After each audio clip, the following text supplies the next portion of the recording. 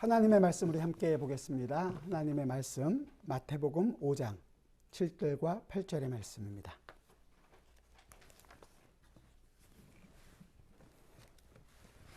마태복음 5장 7절과 8절 하나님의 말씀을 귀 기울여 들어주시기 바랍니다. 긍휼히 여기는 자는 복이 있나니 그들이 긍휼히 여김을 받을 것이며 마음이 청결한 자는 복이 있나니 그들이 하나님을 볼 것이며 아멘. 설교를 시작하기 전에 여러분들이 다시 한 번 더 이 산상수훈이라는 주님께서 얘기하고 있는 산상설교에 대해서 여러분 주의를 해주시기 바랍니다. 특히 이 팔복을 이해하는 데 있어서 가장 중요한 점은 우리가 마치 오늘 읽은 본문처럼 긍휼한 사람이 되면, 그런 마음을 가지면 우리에게 긍휼이 베풀어질 것이다 라는 것이 아니었습니다. 우리의 심령이 가난해지면, 우리가 애통하는 자면, 우리가 온유한 자가 되면, 의에 줄이고 목마른 사람이 되면, 마음이 청결한 사람이 되면 복을 받게 될 것이다, 이런 것이 아니라 어떻다 그랬어요? 복이 있도다. 복 있는 사람이 어떤 사람이냐? 복 있는 하나님의 백성에게 예수 그리스도로 인하여 주어진 복이 무엇인지를 우리에게 지금 알려주고 있는 것이라는 것을 항상 기억하시기 바랍니다. 자, 그렇다면 지금 제자들은 하나님의 복이 선포되고 있는 그 말씀을 듣고 있는 겁니다. 하늘의 복이 선포되고 있는 그 순간 짜릿하지 않겠습니까? 기분이 막 복이 넘치고 이 기쁨이 넘쳐야 되지 않겠습니까? 저희가 설교를 유튜브에 올리잖아요. 이 복이 있도다라는 제목으로 올렸더니 조회수가 굉장히 많이 늘어나더라고요. 복이라는 거에 대해서 사람들이 굉장히 관심이 있는 거예요. 그만큼 그런데도 불구하고 우리는 복이 선포되고 있고 하늘의 복이 쏟아지고 있음에도 불구하고 잘 이해하지 못하고 그냥 눈만 껌뻑이고 있다면 힘들지 않겠습니까? 여러분들은 이 복이 선포될 때마다 듣고 기뻐하고 감사하고 여러분 마음속에 깊이 다지면서 여러분의 삶 가운데서 그런 삶들이 부딪혀지기를 정말로 부탁드립니다. 그렇구나. 내가 심령이 가난한 자이구나. 나는 하나님만을 의지할 수밖에 없는 자구나. 내가 애통하는 자구나. 내가 예수 그리스도의 눈으로 이 세상 사람들을 함께 보고 애통하는 자이구나. 원수를 안타까워하는 사람이구나. 그렇구나. 내가 온유한 자이구나. 어떠한 고난 앞에서도 나는 하나님만을 바라보는 사람이구나. 내가 의에 줄이고 목마른 사람이구나. 내 생각이 옳다는 것이 아니라 하나님이 옳다는 것이 의고 하나님이 아니라고 한 거에 대해서 나도 노라고 얘기할 수 있는 사람이구나. 내가 하나님이 예스한 것이 어떤 것이고 하나님이 노라고 한 것이 어떤 것인지 하나님의 말씀을 내가 바르게 이해해야겠구나. 더 열심히 배우자, 알자, 노력하자 마음속으로 다짐하고 나가시게 되기를 바랍니다. 오늘 본문에 나와 있는 이것도 내가 긍휼히 여기는 자이구나 라는 것을 아는 것이고 내가 마음이 청결한 사람이구나 라는 것을 아시기 바랍니다. 먼저 7절에 보면 긍휼히 여기는 자는 복이 있나니 그들이 긍휼히 여김을 받을 것이며. 긍휼 어떤 의미일까요? 어떤 것에 대해서 불쌍히 여기는 마음이죠. 그런 것을 우리는 긍휼하다고 얘기합니다. 제 아내의 일상 가운데 가장 많이 부분을 차지하고 있는 것이 요즘에 불쌍한 구조견들 이런 것들을 바라보는 그 영상들이에요. 학대견이라든지 그런 동물들을 구조하는 것들을 보면서 굉장히 불쌍한 마음이 들고 어떻게 하면 도울 수 있을까 이런 생각들을 가지더라고요. 인간적인 의미에서 본다면 이런 것들은 긍휼한 마음이라고 얘기할 수 있겠죠. 가끔씩 신문에서도 나오잖아요. 평생 폐지를 줍고 해가지고 대학교에 장학금을 얼마씩 기증하고 자기처럼 그런 사람들이 되지 않도록 보이는 것을 보면서 그런 사람들의 마음이 굉장히 긍휼한 마음이다. 그런 생각을 갖게 됩니다. 그런 게 과연 오늘 성경에서 이야기하고 있는 긍휼의 마음일까? 그런 거라면 예수님의 말씀이 참 이해가 안 되는 부분들이 있어요. 뭐냐면 조금 뒤에 이제 나올 텐데 6장 2절에 가보면 이렇게 얘기하시는 예수님께서 그러므로 구제할 때 외식하는 자가 사람에게 영광을 받으려고 회당과 거리에서 하는 것 같이 너희 앞에 나팔을 불지 말라. 진실로 너희에게 이르노니 그들은 자기 상을 이미 받았느니라. 구제와 이런 구제하는 것들이 하지만 외식하는 경우에요. 그걸 뭐냐면 자기의 영광을 바라고 하고 있는 일이라는 거죠. 바리새인들의 모습을 보면서 얘기했던 건데요. 꼭 바리새인뿐만이 아니라 우리가 지금 보고 있는 다른 종교들, 불교도 마찬가지고 뭐 이슬람도 마찬가지고 여러 다른 종교에서도 구제 사업들은 다 하고 있습니다. 그렇다면 똑같이 그들도 긍휼한 마음인 건가요? 바울 사도가 얘기했던 고린도전서 13장, 우리 사랑장이라고 얘기하고 있는 그 사랑장 중간에 3절에 보면 내가 내게 있는 모든 것으로 구제하고 우리의 모든 것으로 남을 구제하고 또 내 몸까지도 내 몸을 불사르게 내어줄지라도, 그런 사람은 있지도 않지만 그런다고 할지라도 그것이 사랑이 없으면 아무것도 아니라고 이야기합니다. 아무것도 아닐 수 있단 말이죠. 자, 그렇다면 성경이 이야기하고 있는 이 긍휼이라는 것은 어떤 의미일까요? 성경이 이야기하는 긍휼은 항상 은혜라는 말과 굉장히 관계가 있습니다. 이 두 단어는 적용되는 부분에 있어서 약간 차이가 있을 뿐 담고 있는 내용은 비슷합니다. 은혜는 잘 알잖아요. 그렇죠? 아는 것처럼 생각되죠. 보통 히브리 단어로 라쿰, 라함이나 아니면 헤세드라는 단어로 이렇게 얘기가 되는데 은혜로도 번역되고 인자, 뭐 긍휼 이런 걸로 많이 번역되는 단어입니다. 근데 두 단어를 정확하게 정의한다면 둘 다 죄와고 연관이 되어 있습니다.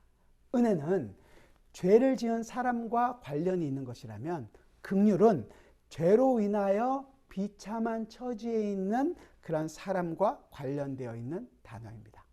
그래서 이 말은 은혜가 죄를 전체적으로 바라보고 있는 그런 단어라면 이 긍휼은 죄의 비참한 결과를 바라보고 있는 말이라고 할 수 있습니다. 그래서 이 긍휼은 불쌍히 여기는 마음과 생각, 고통을 제거하려는 그런 모든 노력들이 합쳐진 것을 의미하는 것입니다.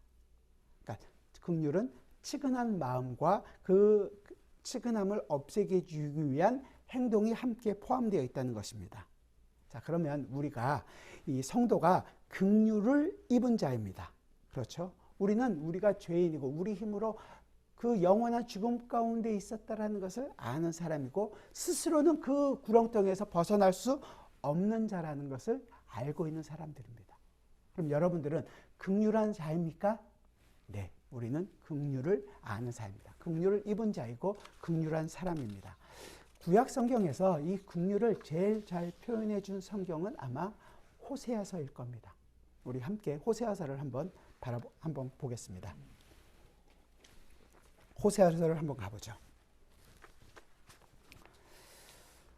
호세아 선지자가 하나님께서 호세아 선지자에게 이스라엘을 빗대어 이스라엘의 상황을 호세아 선지자의 삶으로 이야기해 주고 있습니다. 그래서 이 안에는 긍휼이라고 얘기하던 말씀드렸던 라함이라든지 헤세드 이런 단어가 굉장히 많이 나와요. 그리고 이 호세아 선지자의 결혼이라는 것을 통해서 이스라엘의 상황을 이렇게 눈으로 보여줄 수 있도록 시청과 교제로 그의 삶을 동원하십니다. 그게 뭐냐면 1장 2절에서 얘기하는 거예요. 여호와께서 처음 호세아에게 말씀하실 때 여호와께서 호세아에게 이르시되 너는 가서 음란한 여자를 맞이하여 음란한 자식들을 낳으라. 이 나라가 여호와를 떠나 크게 음란함이니라 하시니 이스라엘이 음란한 것을 호세아를 보러 음란한 여자를 네가 결혼해서 데려와서 결혼을 해라. 그리고 자식을 낳아라. 그래서 자식을 낳습니다. 첫째 아들이 이스라엘이에요. 이스라엘에 대해서 내가 이제 이스라엘이 곧 망하게 될 것이라는 것을 그의 이름으로 얘기해 주는 거죠. 그리고 나서 두 번째 또 딸을 낳습니다. 그 딸 이름은 루하마입니다. 구약의 이 히브리 말로 로는 노라는 아니라는 부정의의 의미를 갖고 있었거든요. 루하마는 긍휼이다, 멀시라는 그런 의미예요. 그러면 긍휼이 없다라는 거죠. 긍휼히 여기지 않겠다라는 그런 의미예요. 6절에 보면 이렇게 얘기하죠. 고멜이 또 임신하여 딸을 낳음에 여호와께서 호세아에게 이르시되 그의 이름을 로루하마라 하라. 내가 다시는 이스라엘 족속을 어떻게 해요? 긍휼히 여겨서 용서하지 않을 것임이라. 내가 너희에게 이스라엘을 긍휼히 여기지 않겠다라고 얘기했습니다. 그런 다음에 그렇게만 있는 것이 아니라 셋째 또 아들을 낳습니다. 셋째 아들의 이름은 로암미입니다. 이 로는 아니라는 거죠. 암미는 내 백성이라는 의미거든요. 내 백성이 아니다라는 거죠. 1절 1장 9절을 볼게요. 여호와께서 이르시되 그의 이름을 로암미라 하라. 너희는 내 백성이 아니요 나는 너희 하나님이 되지 아니할 것임이니라. 내 백성이 아니라는 거죠. 2장에 가서 그런 것들을 아주 굉장히 하나님의 저주가 확실하다는 것을 계속 설명해 줍니다. 2장 5절을 볼까요? 그들의 어머니는 음행하였고 그들을 임신했던 자는 부끄러운 일을 행하였나니 이는 그가 이르기를 나는 나를 사랑하는 자들을 따르리니 그들이 내 떡과 내 물과 내 양털과 내 삶과 내 기름과 내 술들을 내게 준다 하였음이니라. 이 의미가 뭐냐면 이 음란한 여인이 밖에 나가서 하나님으로부터 이스라엘이 모든 것들을 공급받음에도 불구하고 내가 먹고 누리고 있는 모든 것들은 자기가 사랑하는 세상으로부터 오고 있다라고 얘기하는 거예요. 그렇게 알고 있는 거죠. 그렇게 패역했던 이 음란한 여인과 그의 자손, 누구를 상징한다 그랬죠? 이스라엘이었습니다. 그렇다면 그 이스라엘이 누구예요? 실질적으로는 우리의 모습이라는 거죠. 그러니까 내가 그들을 향해서 루하마, 긍휼을 베풀지 않겠다. 로암미, 너희는 더 이상 내 백성이 아니다. 그리고 끝냈으면 좋은데 그럼에도 불구하고 하나님의 긍휼이 그 음란한 여인에게 임해서 용서받을 수 없는 그 여인이 하나님의 신부가 되는 것. 이게 뭐예요? 구원이죠. 은혜라는 것입니다. 그에게 지금 부어지고 있는 것이 긍휼이라는 것이죠. 그래서 그 내용을 이렇게 얘기합니다. 2장 23절인데요. 2장 23절을 같이 한번 읽어볼까요? 시작. 내가 나를 위하여 그를 이 땅에 심고 긍휼히 여김을 받지 못하였던 자를 긍휼히 여기며 내 백성 아니었던 자에게 향하여 이르기를 너는 내 백성이라 하리니 그들은 이르기를 주는 내 하나님이시라 하리라 하시니라. 하나님의 긍휼이 이 호세아의 굉장히 큰 주제입니다. 하나님의 긍휼이 2장에서만 나오는 게 아니라 뒤에 그래도 계속 말을 듣지 않는 이스라엘 쭉 얘기한 다음에 11장에 가서 아주 굉장히 잘 표현되고 있습니다. 11장으로 가볼까요? 11장 7절을 제가 읽어드리죠. 내 백성이 끝끝내 내게서 물러가나니 비록 그들을 불러 위에 계신 이에게로 돌아오라 할지라도 일어나는 자가 하나도 없도다. 아무리 불러도 아무리 긍휼을 베풀어도 아무리 너희에게 은혜를 베풀어도 아무도 일어나는 사람이 없구나. 이쯤 되면 하나님이 이스라엘을 포기하셨더라. 그리고 동방의 예의지국인 한민족을 택하셨더라. 너무 감사하지 않을까요? 그런데 그렇게 하지 않으세요. 자, 우리 8절 같이 한번 봅시다. 8절 같이 읽어봅시다. 시작. 에브라임이여 내가 어찌 너를 놓겠느냐. 이스라엘이여 내가 어찌 너를 버리겠느냐. 내가 어찌 너를 아드마같이 놓겠느냐. 어찌 너를 스보임같이 두겠느냐. 내 마음이 내 속에서 돌이켜 나의 긍휼이 온전히 불붙듯 하도다. 이 하나님의 불붙듯 하는 이 마음을 여러분들은 이 글에서 그냥 읽으십니까? 보이십니까? 이 마음이. 내가 어찌 너희를 아드마같이 스보임처럼 두겠느냐. 소돔과 고모라처럼 너희를 다 멸하겠느냐. 내 속에서 이 긍휼이 불붙듯하여서 평생 음란한 짓만 하고 살아가고 있는 그 여인, 그 이스라엘, 아니 우리에게 하나님께서는 값없이 용서와 사랑과 회복을 허락해 주신다는 것입니다. 바로 이것이 긍휼입니다.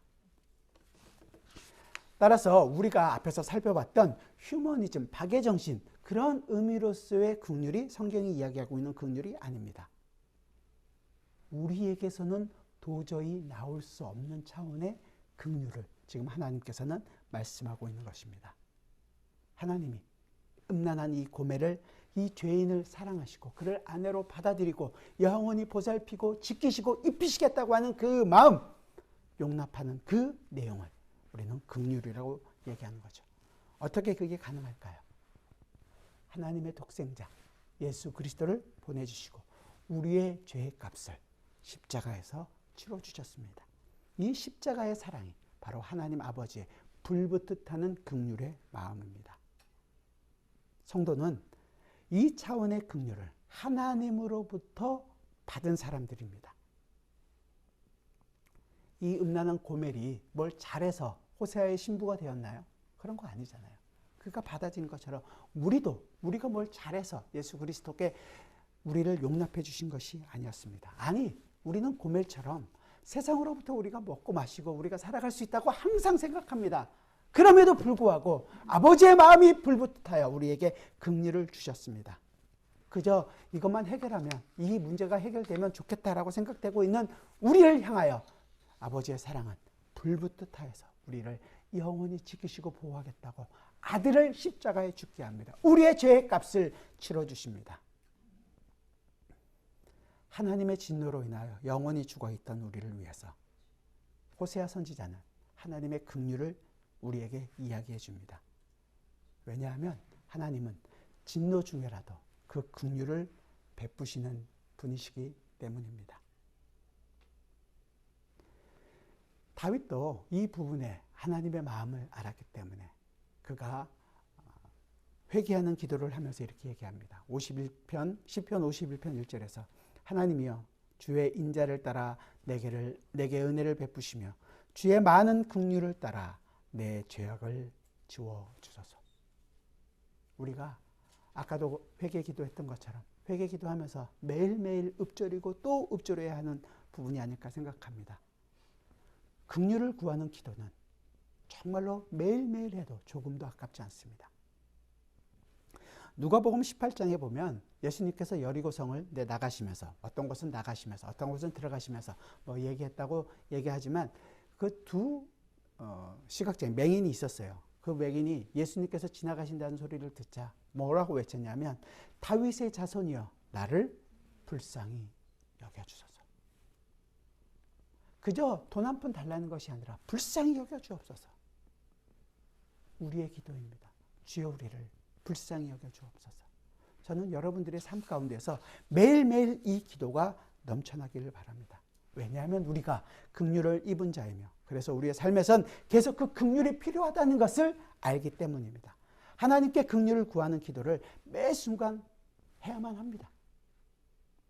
자, 그렇게 긍휼을 입은 자, 긍휼이 여김을 받을 것이다 라고 이야기합니다. 이렇게 얘기를 하면 항상 우리가 오해하는 것 중에 하나가 처음에도 말씀드린 것처럼 우리가 다른 사람에게 긍휼해야만 하나님도 나에게 긍휼을 베풀어 주시는 것 아닌가 이렇게 오해를 하게 됩니다. 내가 다른 사람을 용서해야지 내가 용서를 받는다라고 생각하는 부분이 많잖아요. 왜요? 우리가 주님께서 알려주신 기도, 주기도문이라고 얘기하는 조금 이따가 산상설교에서 나오겠죠. 6장 12절에 보면 뭐라고 얘기해요? 우리가 우리에게 죄 지은 자를 사하여 준 것 같이 우리 죄를 사하여 주옵시고 마치 우리가 우리에게 잘못한 사람을 용서해 줬으니까 주님 내 죄도 용서해 주세요 라고 생각할 수 있습니다. 근데 이 문제가 뭐냐면 가치라는 단어 때문에 그래요. 이 가치는 내가 다른 사람을 용서해 줬습니다. 여러분들 솔직하게 다른 사람을 용서해 준 적이 많습니까? 두고 보자고 돌아선 적이 많습니까? 두고 보자는 게 훨씬 더 많잖아요. 그럼 우리는 용서를 받을래야 받을 수가 없는 겁니다. 이 가치는 내가 누구를 용서해 줬기 때문이 아니라 내 죄가 그렇게 예수 그리스도로 인하여 용서함 받았습니다. 그런 내용과 같이 우리 죄도 용서함을 해달라고 하는 기도입니다. 우리의 죄를 용서하는 것은 사하여 주는 것은 오직 예수 그리스도의 십자가 보혈 뿐입니다. 오직 십자가뿐 외에는 다른 것으로는 용서함을 받을 수 있는 것이 아무것도 없습니다.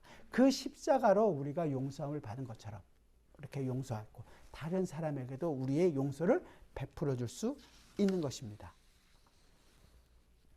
그래서 여러분들이 그 다른 사람을 용서하는 것을 우리가 쉽게 엄격하게 적용한다면 우리는 아무도 용서함을 받을 수 있는 자격이 있는 사람은 아무도 없을 거예요. 우리 모두가 다 예수 그리스도의 십자가의 은혜로 말미암아 용서함을 받았고 그렇게 다른 사람에게도 용서가 적용되기를 구하는 것입니다. 그랬을 때 진정한 의미로서의 우리가 용서함을 받았구나. 우리에게 이 긍휼이 지금 쏟아 부어지고 있구나라는 것을 알게 될 것입니다. 왜냐하면 그 사람이나 나나 세상에 살아갈 땐 똑같은 세상의 눈으로 이 땅을 살아갔던 사람들이었습니다. 하나님의 은혜가 아니었다면 우리도 지금 그 세상에 있는 사람들과 다를 바가 없는 사람이라는 것을 함께 고백하는 것입니다. 우리는 그들을 세상을 향하여 그들을 불쌍하게 여깁니다. 나는 단순히 그들이 행위로만 그들은 정말로 이해하지 못하는구나. 아직도 저대로 살아가고 있는구나. 아직도 저렇게 시궁창에서 뒹굴고 있구나. 아이고 불쌍하다가 아니라 나도 똑같이 그 안에 있었던 사람들이고 그래서 하나님의 은혜로 말미암아 지금 있는 것이고 하나님의 긍휼이 있었기 때문에 내가 거기서부터 나올 수 있었다라는 것을 아는 것입니다. 그래서 그들도 나와 함께 나오기를 그들과 같은 마음으로 그들에게 다가가야 하는 거죠. 죄와 죄인은 구별할 줄 알아야 되는 거예요. 그래서 나는 죄의 상태에 있는 모든 사람에 대해서 불쌍히 여기고 그들을 위하여 기도하고 나와 함께 같은 자리에 있기를 기도하는 거죠. 주님께서 십자가에서 기도했던 것처럼 주님 저들의 죄를 용서하여 주옵소서. 스데반 집사님도 돌에 맞아 죽는 그 가운데서도 똑같이 그러는 거 아니에요. 저들의 죄를 용서하여 주옵소서. 우리의 삶에서 우리를 괴롭게 하고 우리를 아프게 하고 우리를 힘들게 하는 세상을 향하여 저들의 죄를 용서하여 주옵소서.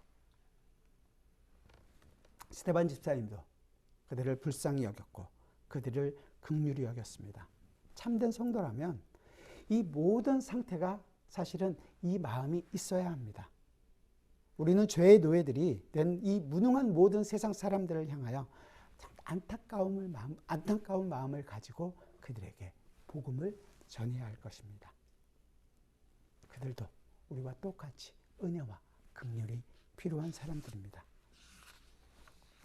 그래서 우리가 우리의 모든 사람들을 위해 그렇게 기도하게 될 때 우리의 마음속에 내가 하나님으로부터 참 놀라운 긍휼과 사랑을 입은 사람이구나라는 것을 알게 될 것입니다. 아, 내가 긍휼을 입었구나라는 것들이 너무도 이 감정이 치우쳐서 내가 죄를 짓게 되면 난 뭐 죄를 지어도 하나님께서로부터 다 용서함을 받았는데 내 마음대로 살아도 된다고 생각한다면 하나님으로부터 용서함을 받았다는 그 사실 자체를 잘못 이해하고 있는 것입니다. 내가 긍휼을 입었다는 것은 내가 다시금 죄에 빠질 수는 있습니다. 하지만 그 죄에 빠졌을 때 나는 그래도 괜찮다는 것이 아니라 긍휼을 입은 자의 삶을 살지 못한 것 때문에 안타까움과 하나님이 죄를 싫어하시는 것 때문에 그 하나님의 마음을 알고 나도 함께 죄를 미워할 수 있는 마음을 달라고 또 기도하게 되는 것입니다. 용서를 구하고 돌이키려는 마음이 우리의 삶 가운데서 반드시 있어야 되는 거죠. 그 긍휼을 구하는 기도가 없다면 우리에게 주어진 진정한 의미로서의 긍휼, 그 은혜를 다 이해하고 있지 못한 것입니다. 여러분 마음속에 이 긍휼의 마음이 없다면 사실은 우리가 용서함을 받은 그 긍휼을 입은 자이지 않을 수 있다는 얘기예요. 오해는 하지 마세요. 여러분들의 그 마음을 안 했기 때문에 긍휼의 마음이 없다. 조건이 아니라는 거죠. 그 은혜를 받은 사람은 항상 그 은혜로 대우하고 은혜로 살아간다는 것입니다. 이 용서의 영을 받은 사람들은 다른 사람을 항상 용서해 주는 그 마음으로 대할 수밖에 없다는 거예요.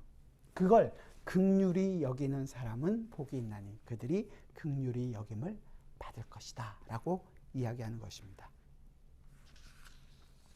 마지막 심판 때에 가서 정말로 하나님 내가 자신 있게 주님 앞에 당당히 섰습니다 라고 얘기할 수 있는 사람이 누가 있겠어요?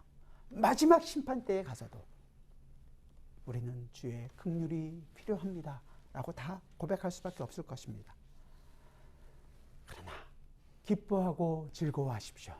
예수 그리스도의 십자가의 보혈이 우리를 깨끗하게 씻었다는 그 예수 그리스도의 흰 옷을 입고 있는 우리에게 우리는 주님 앞에 기쁨으로 그 앞에 당당히 설 수 있을 것입니다. 긍휼을 입은 자이기 때문입니다. 하나님의 은혜는 우리로 하여금 긍휼을 경험하게 합니다. 긍휼한 자로 살아가게 합니다. 우리가 만일 정말로 긍휼을 제대로 마음을 다해서 보이지 않고 있다면 한 가지 내용밖에 없겠죠. 내가 긍휼을 입은 자가 아닐 수 있다는 것입니다. 용서함을 받지 못했다는 거예요. 여러분 스스로를 살피시기 바랍니다. 내가 열심히 살고 있고 내게 그런 마음이 있나 없나 그것 가지고만이 아니라 그런 마음이 계속 내 마음속에서는 들 수밖에 없다는 거예요. 사랑하는 여러분의 마음은 어떻습니까? 여러분은 긍휼하십니까? 죄인들을 향하여 그 긍휼의 마음을 여러분의 삶 가운데서 보이십니까? 하나님께서 어떻게 우리를 사랑하시고 어떠한 자비로 우리를 구원의 반열에 속하게 하셨는지 여러분들은 기억하시기 바랍니다. 남을 향해서 조금 잘못하고 마음에 안 들면 눈을 흘기고 손가락질하는 권한이 우리에게는 사실은 없습니다. 도리어 그를 위하여 기도하는 것이 마땅할 것입니다. 긍휼히 여기십시오. 우리의 심령이 가난함과 우리의 온유함과 애통함과 의에 지르고 목마르고 이 모든 것들이 긍휼함으로 나타나지 않는다면 아까 말씀드린 것처럼 다 아무 소용이 없습니다. 자기 치장에 불과할 것입니다. 은혜를 구하시기 바랍니다. 긍휼을 구하십시오. 그 긍휼을 구하기 위하여 주님께서는 오늘 우리에게 이 성찬을 통하여 예수 그리스도의 몸과 피를 허락해 주고 계십니다. 이 그냥 단순히 성찬을 먹으며 떡과 잔을 마시며 그냥 한번 행사로 끝나는 것이 아니라 이것이 우리 몸에서 예수 그리스도의 힘을 의지하여 살아갑니다라는 것을 알게 되기를 원합니다. 그래서 이 성찬을 통하여 내가 예수 그리스도 안에서 하나님 보좌 우편에 앉아있고 이 세상에 나가서도 승리를 고백할 수 있고 이 성찬이 주는 참 기쁨이 여러분의 삶 가운데에서 넘쳐나게 되기를 주님의 이름으로 부탁드립니다. 기도하겠습니다. 사랑하는 주님, 우리가 어떻게 긍휼을 입었습니까? 어떠한 조건이 있어서 주님께 긍휼을 입은 사람들이 아무도 없습니다. 조건이라면 오히려 영원한 심판과 하나님의 진노를 받아 마땅한 사람들이었습니다. 그런데 그 아버지의 마음이 속으로부터 불붙듯 하여서 우리에게 긍휼을 쏟아부어 주고 계십니다. 예수 그리스도의 십자가의 보혈을 우리에게 허락해 주고 계십니다. 그 긍휼이 있었기에 아버지의 그 은혜가 있었기에 우리에게도 이 세상을 향하여 긍휼을 베풀길 원합니다. 주여, 우리의 마음이 예수 그리스도의 마음으로 세상을 바라보고 나를 대적하는 원수를 바라보고 그들을 위하여 기도하게 하여 주시고 이 세상에 대하여 참 사랑과 온유의 마음을 베풀게 하여 주옵소서. 주님, 이제 주님의 성찬을 우리가 함께 나누길 원합니다. 이 떡과 잔을 통하여 예수 그리스도를 더 깊이 알고 예수 그리스도와 하나 되는 귀한 시간이 되게 하여 주옵소서. 예수 그리스도의 이름으로 기도드리옵나이다. 아멘.